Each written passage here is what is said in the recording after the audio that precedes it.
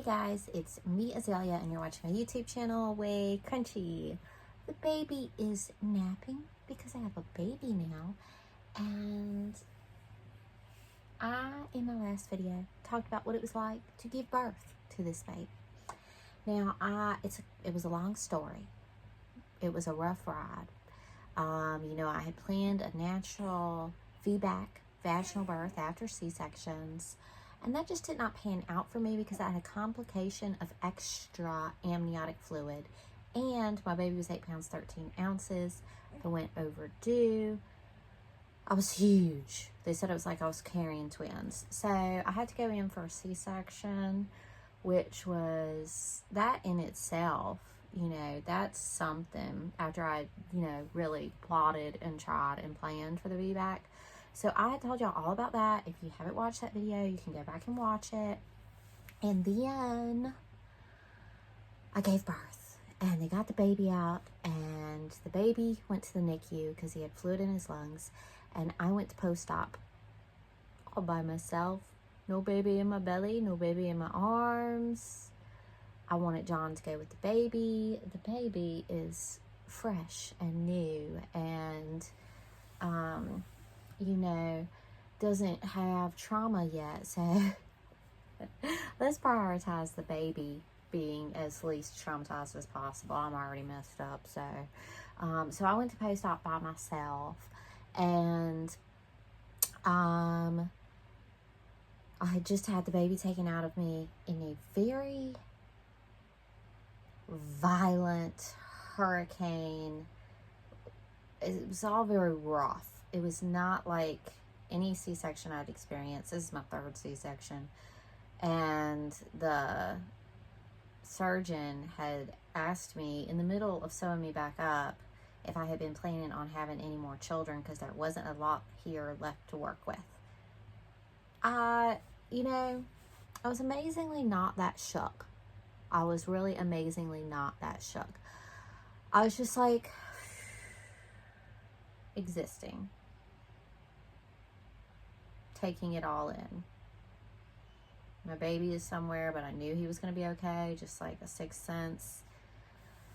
And so I was just laying there. And so, they start asking you things like, can you wiggle your toes when you're in post-op? Because I've had the spinal numbing me from the chest down. So I try to wiggle my toes. And then she went to maybe press on my stomach or look at my scar, the nurse. And she was looking at it, and not a scar at that point, incision. And so she's looking at it and she's like, there's blood, but it's not coming from the incision. I don't know where this blood is coming from. And so I was like, okay.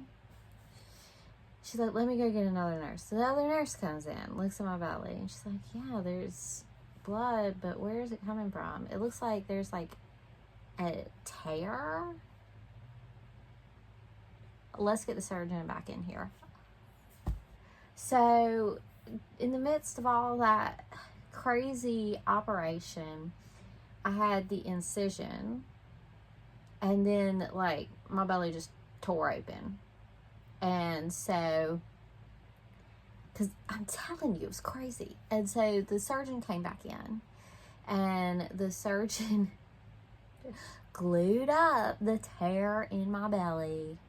And I had still not seen John. I still did not know anything beyond a sixth sense what was going on with my baby. So the surgeon comes in, he glues up the tear in my belly. So I'm just thinking, it's a lot to take in, and I don't know what happened in that operating room at that point, but I know it was really violent. I know it was really rough. I know my body was flopping all over the place to the point that my belly tore open.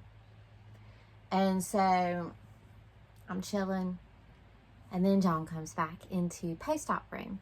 And I was happy to see him. He said the baby's doing good. The baby had held his finger, and they were just still working on him. And I knew the baby was okay, and John looked good. John looked happy. I knew before John even opened his mouth when he walked through the room. I could tell by his demeanor and everything, everything's okay. And so he hung out with me for a minute, and then he went back to the NICU, and eventually in that room I was done. I was done with post-op. I had been re-glued back together. I guess I was satisfactorily post-op. So they rolled my stretcher down the hall to the NICU, and I got to touch my baby and see my baby from my stretcher to his little infant warmer. And it was so nice to see him. It did feel, I wanted to hold him close. You know, it was foreign to just like touch him. That was foreign. Anyway, and then they rolled me to like mama baby area, to a mama baby room with a couch for John to sleep on, you know, TV, a recliner, a bathroom, and a little more room than like post-op. And so the room we would be staying in once I got my baby. So I was in that room, and John came, you know, kind of back and forth. I was more conscious. I had my telephone. I texted some family members. But I didn't have my baby yet. Of course, grandparents and my children, everybody wanted to see the baby. Everyone thought it was like time to meet the baby. But the baby was going to be gone all day. And I didn't really know that at that point, I didn't know how long the baby was going to be away from me. At that point, I didn't know what had happened with my C-section. And I was just existing. And the pain was not bad, you know, like when they do the spinal and everything, that kind of had me in a good place as far as pain went. But I had a deep loneliness for my baby. And so my parents surprised me. They opened the door to my room where I was by myself, and I said, the baby's not here yet. The baby's in the NICU. And they said, we know. We came to see you. And that was a very good call on their part. Because then I could start talking with them, and I just felt less lonely, and that was good. And during the day, like, I feel like my medical stuff just was like, I had the spinal, I had an IV in me, dripping, I had Pitocin going in me, I had pain medicine going in me, the Pitocin to help the uterus shrink back down, because it's all the way up here and it needs to come back down to the size of a fist. So during the day, it was just waiting for my baby and just sort of fielding, when is the baby going to be here, kind of from grandparents, from my kids. And we just kind of eventually realized it wasn't going to be a day for people meeting the baby. And the truest wish was that I would get to be with my baby on this day. And they said a couple of times they were going to bring him to the room, and then never showed up. But his like oxygen or heart rate would drop when they were bringing him to the room, and then they'd take him back. But I still felt peaceful. Eventually my baby did come, and I was so excited to see my baby, and I loved my baby. He's over there. And so excited to have our baby, skin to skin. And then we did some skin to skin with John. I definitely want the baby to pick up John's microbiome more than mine. Although, I mean, the baby's breastfeeding and everything with me. But I want him to have a chance at picking up John's microbiome. Also, it's good for bonding and security for the baby father thing. And so I had my baby, and that was real good. And the baby got to stay, and the baby didn't have any more breathing problems. No more pulse problems. Oh, one more thing. I pumped some colostrum and sent it to the NICU during that first long day. And they gave that to him, and they gave him a little bit of formula because he still needed more food. And John got to feed him with a bottle. And then And he came back, and within 1 minute of being in the room with me, 1 minute of me holding him, he lashed on to breastfeed. The baby was hungry. And now he's 8 pounds, 13 ounces, and they kept telling me he's a big boy. You know, he has different dietary needs. So far, yeah, that wasn't a problem for me to just start producing the milk. And my milk came in like a waterfall while I was in the hospital. So then I had my baby. And so the first long day was just me trying to be with my baby. Baby's in the NICU. And none of my medical issues were even in my mind until that night. And so I wanted to get and make this video today because I'm already starting to get amnesia. Like, I'm already starting to forget like the order that things occurred in and that kind of stuff. But I think this was in the first night. 2 things. So my uterus was not going down. It was way up above my belly button and it was all squishy. That's bad. That's not good at all. That's bad. It was supposed to be like at the belly button at that point. Then, well, at that point the baby was back. John was back. I know John was there, and John held my hand. So the nurse went and got another nurse because my uterus was up here and squishy and everything. So they juiced me, or milked me. I guess juiced me. And smushed it all down, and a river of blood came out of me. And it is painful, the smushing, to get it out, but I was like, just do it. I just need you to do whatever you need to do to patch me up, make me healthy. Just keep going. So they juiced me, and then I had to clean all that up. That was crazy. Now, come to find out, while I was in the operating room, I don't know if I even want to tell, because at that point I didn't even know, but I will tell y'all, I lost a liter of blood on the operating table. A liter of blood during that medieval C-section. But it wasn't the physician's fault. I just had a lot going on inside of me. So they got the uterus, did all that. That was a crazy situation. So that was extreme. It's painful. And anytime you see a whole bunch of your own blood, it's like weird. And then the other thing that happened is you have a catheter when you have a spinal, and you're numb from the waist down, and they put the catheter in after you're numb from the waist down.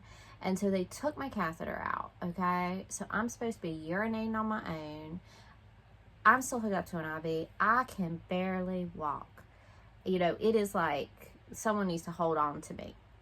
And I'm just like, yeah, you know, making it to the little bathroom. You know, the nurse is helping me clean myself up. Like, I'm pathetic at this point. And then it was time for me to pee on my own. Well, sometimes what happens when you have a spinal is that your sphincter, like, doesn't wake up. Like, you can't use your body. Like, your body is not functioning. So I couldn't pee. No matter how hard I tried. I was full liquid. When I came out of surgery, I was starving and thirsty, and I was on just a liquid diet, you know, but I was like, I had chicken broth, I had juice, I had water, I had ice chips, I had Jello. Like, you know, I'd lost a liter of blood. Like, I had a natural instinct to replenish myself. And so I was full of this liquid to the point that it like hurt. I had so much in my bladder, and I literally could not pee. It would not come out. The nurse tried like running the shower and like putting peppermint oil down like in the toilet, and like, you know, she had these tricks to try and help me pee. And I tried and I tried and I tried just relaxing. And, you know, she left for a while. She's like, maybe, you know, John's in here with you, you know. I could not pee. They had to put another catheter in me. But all my numbing stuff had wore out. So I had to straight conscious, fully feeling, get a catheter put in. And that was my only level 10 pain throughout this entire experience. It was like that I had my medieval C-section, and then having a catheter put in, straight conscious, no numbing, was level 10 pain. Like, that's how you would torture people to get secrets out of them. It was crazy. I had one nurse on one side of the bed, one nurse on the other, holding my legs open. John was up here, and I was holding on to his fingers. And it was the worst pain ever. That right there is just a catheter, but that was one of the most horrible parts of this experience. That was crazy. I tried to explain to John how bad it hurt, and he's like, I know, by how you were squeezing my fingers. It was crazy. So they put the catheter in. It was a relief to get all that out of my bladder, and then eventually I was able to pee again. And I felt, my gosh, I will never take peeing for granted ever again. I was so happy to pee. And so that was one of the roughest parts. But also, I have a phobia of needles. So they had to draw my blood work before I had the C-section. They had to put a needle in my spine for the C-section. They had to put an IV in me separate from the blood work before the C-section. After the C-section, I've still got the IV in. I've been having these catheters and then putting different things in my IV. And then they have to take my blood again after the C-section. They ended up taking my blood to test it 3 different times. I had blood work done. And then also, I had to get shots. Even though I had IV, I had to get shots in my belly. I got one every night. I was there for 3 nights. I got a shot in my belly every night for 3 nights. And it was like never ending coming in to like hurt me. But the next day, the baby's great. The baby's a dream. The baby is just a little dream come true. He's given us no problems. His health is fine. I'm just, peeked in the bed like this. So the next day was when I started to get answers about what had happened to me. Because I'm in a lot of pain. And, I go ahead, I get the morphine on top of the pain medicine they're giving me. I take, I'm in pain. And my back hurts. And my guts hurt. My belly hurts. My crotch is just so freaking sore.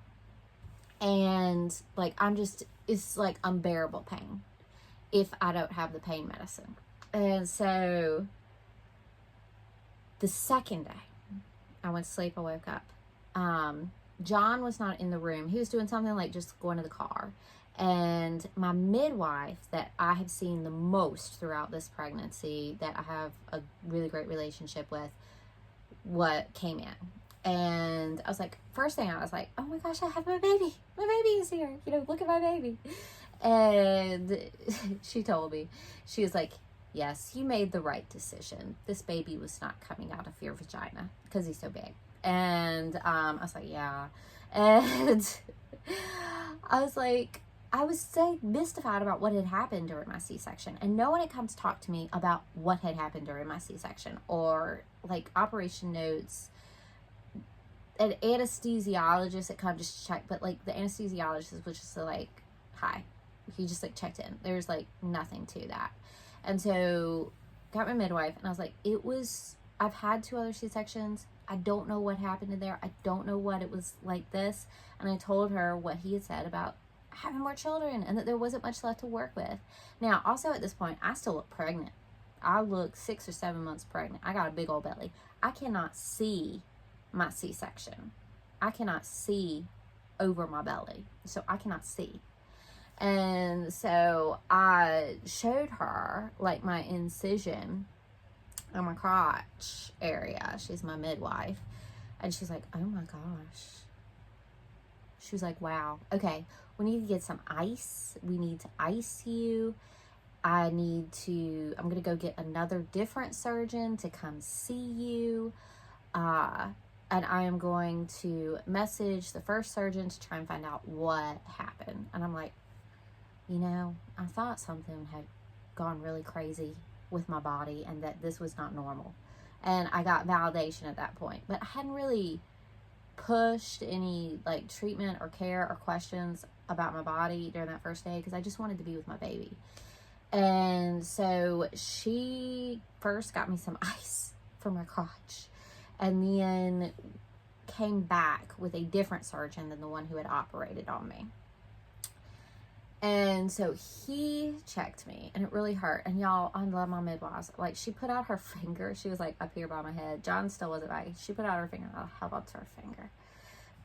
And then he said, like, my whole crotch area, he said, this is a hematoma.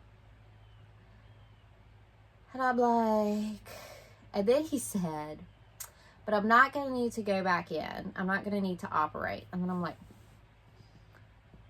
I knew things were bad, but I did not think it was an option that y'all were going to have to operate on me again. Like, that was alarming when he said, but I'm not going to have to operate. And so, anyway, hematoma is just like a crazy bad bruise. So my whole crotch just during the procedure had gotten this crazy bad bruise. And they told me it could take up to 6 weeks to heal and, you know, just keep icing it and eventually, like, heat. But, yeah, they didn't really give me, I think it was at that point that they told me how much blood I had lost. And there wasn't a lot of clarification on why it had gone so crazy. It was basically just, this is why you're in so much pain. This is why it looks crazy down there. It's the hematoma. It's a bruise. We're not going to have to operate. It's going to go away over time. We need to keep icing you. And so I was like, all right. And then another midwife came to see me the next day and told me about, like, why it was so crazy. She's like, okay. She's like, you know, medical professionals, like, easy, boring. Your surgery was not easy. It was not boring. It was a challenge. It was a challenge to get the baby out, and it was a challenge to sew me back together. And she told me that essentially my insides, I will never forget this, looked like a box of melted crayons. And so, like, my uterus, where I had had the C-sections before and, like, things healed back together, had, like, fused together with my bladder. And so, like, I was so big, about to pop, about to bust. Like, my uterus was just, like, so thin. It was like you could see through into it. And you just, like, it's trying to sew, like, two, like, pieces of really thin, gauzy fabric back together. Anyway, my body was not in good shape for a C-section, apparently.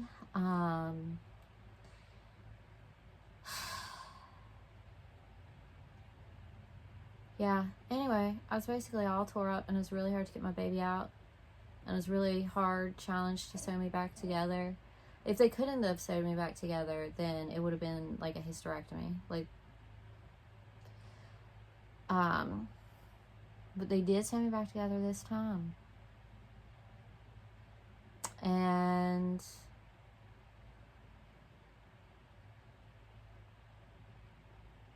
yeah, my lady parts just aren't in good shape. So recovery was really hard. Being able to think about anything other than my baby and, like, food, medicine, John, grandparents came to visit, trying to get my kids in to visit, kind of felt like an insurmountable task at times. They came in before school the day after the baby was born, and they kind of caught me. They caught me once my catheter had been taken out, but before I had to get the second catheter. So they kind of caught me at a good time, and the baby has just been a dream ever since he got out of NICU. And then they came over again one afternoon while I was still staying in the hospital, and they've been lovely. John's been lovely. John has really done seen me through a very hard trying experience. So many emotions, so much pain, so many freaking needles. Yeah. The little prince is waking up right now. So that's what happened after. I just found out it had been a really, really challenging, almost hysterectomy level C-section. So yeah, I'm tired just thinking about it. But we're alive. We're alive. Me and baby made it. We made it. We made it. We made it through that trying experience. And we're alive and we're together. And that is what happened after I gave birth. Bye, y'all.